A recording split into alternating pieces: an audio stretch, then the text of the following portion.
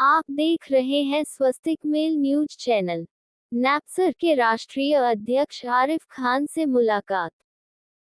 उत्तराखंड सामाजिक समान सेवा ट्रस्ट ने नापसार के राष्ट्रीय अध्यक्ष श्री आरिफ खान जी का सम्मान किया गया। आरिफ खान जी से करते हैं सीधी बात। आरिफ खान जी, सबसे पहले तो ये बताइए कि आप तो ये बहुत अच्छा काम कर रहे हैं, जो आपने बुक बैंक खोल रखा है, गरीब बच्चों की मदद कर रहे हैं। जी आपकी शुरुआत कहाँ से और कैसे हुई? सर्वप्रथम तो मैं धन्यवाद दूंगा उत्तराखंड सामाजिक सेवा संस्थान को कि जिन्होंने मुझे सम्मान के लायक समझा और ये सम्मान दे रहे हैं। रही बुक बैंक की शुरुआत की बात, तो ये आपको भी जानकारी होगी कि वर्ष 2017 में एक घटना घटी थी कोटद्वार के अंदर, जहाँ एक पेरेंट्स बच्चों की किताबें लेने गए थे, अपनी बेटी के साथ थे वो, और जो दुकान पे गए हैं किताबें लेने के लिए, क्योंकि जैसे आपको पता है जैसे सीजन शुरू होता है तो बंच बने होते हैं दुकानदारों के, वो पूरा बंच देना चाहता था, लेकिन उन्हें केवल 2 किताबें चाहिए थी। तो उन्होंने यही कहा कि मुझे 2 किताबें चाहिए। उसके ऊपर मतलब उनकी बहस हुई और दुकानदार ने उन्हें धक्के देकर निकाल दिया।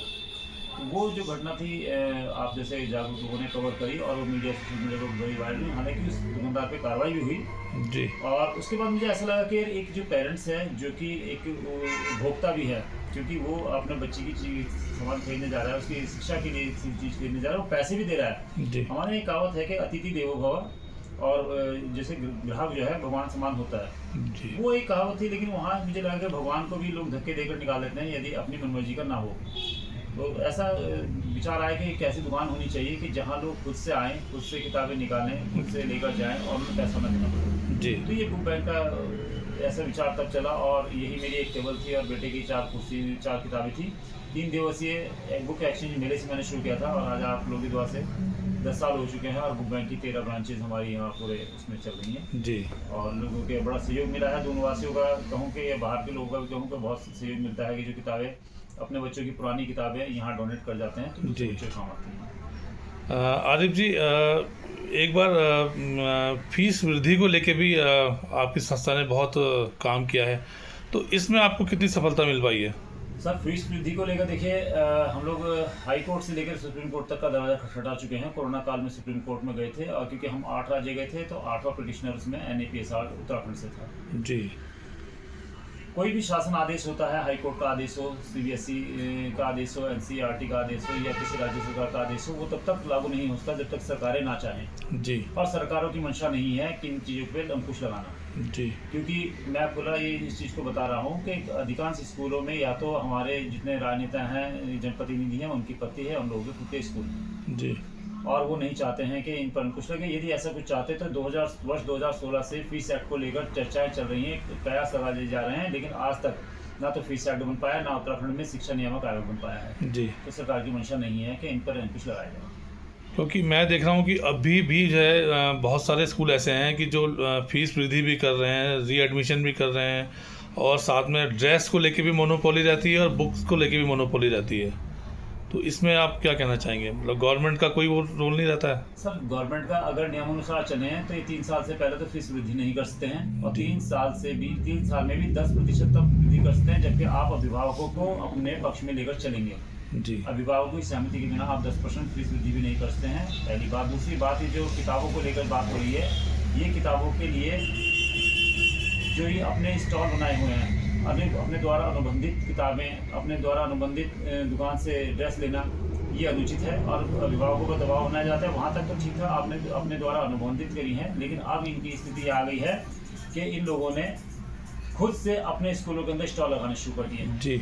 और ये स्कूल के अंदर से दे रहे हैं, ऐसा नहीं है कि शिक्षा विभाग को या सरकार को ये पता नहीं है, शासन प्रशासन उनकी संज्ञान में है, क्योंकि उनके बच्चे उन स्कूल में पढ़ रहे हैं। जी। तो उनको भी पता है कि उन्हें किताबें कहाँ से लेनी पड़ रही हैं। अभी पिछले साल जिलाधिकारी महोदय ने बहुत अच्छा कदम उठाया था, लेकिन हुआ क्या कि 3 दुकानें बंद करने के बाद वो बैक डोर से उनकी किताबें बिकती रही हैं, और आज भी आप देखेंगे कि ब्रदर्स बंधु फिर किताबें बेच रहे हैं और मनमाने रेट। जी।